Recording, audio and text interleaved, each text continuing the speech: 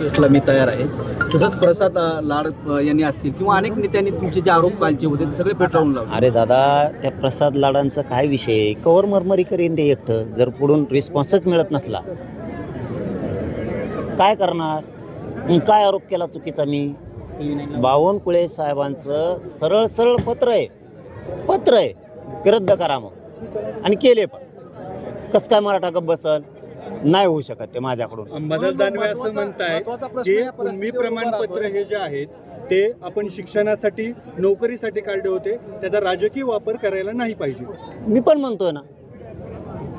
म्हणतोय व्हॅलिटी असल्याशिवाय बाकीचे कुठाने करू नका, शिक्षणात नोकऱ्यातच पाहिजे. मी पण म्हणतोय, मला या विषयावर बोलायचंच नव्हतं ना.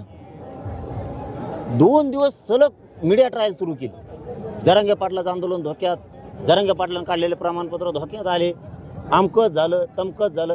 मराठा तुम्ही गैरसमज पसरायला सुरुवात केली आणि एक दुही निर्माण करायचं, ही खूप मोठा डाव आणि कट म्हणजे कुणबी प्रमाणपत्रावरून ओबीसी जागेवरून निवडणूक लढू नका असं तुमचं आव्हान आहे?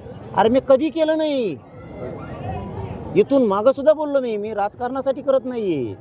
माझ्या गोरगरीब मराठा समाजासाठी आरक्षण लागतंय, त्यासाठी करतोय. पण आता सर्टिफिकेट कॅन्सल झाल्यावरती तुम्ही आवाज उठवता म्हणल्यावर राजकारण कसकाने उठवणार?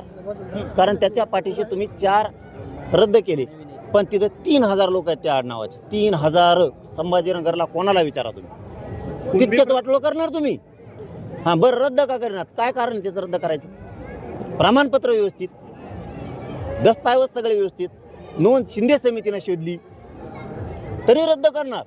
गप कस काय बसणार मी? प्रमाणपत्र घेऊन ओबीसी जागेवरून लढणाऱ्या मराठा उमेदवारांना मनोज जरांगेंचा पाठिंबा नसेल? अरे बाबा, कधी होता? मी कधी समर्थन केलं? कधीच नाही. पण याचा अर्थ पण असा नाही की तुम्ही राजकारणाच्या नावाखाली मराठींचं वाटोळं करणार. हे शक्य नाही. पण कोणीही आडवं येऊ दे तुझ्यातलं, मी तुम्हाला हटत नाही. या सगळ्या परिस्थितीवर एबीपी माझा, उघडा डोळे बघा नीट.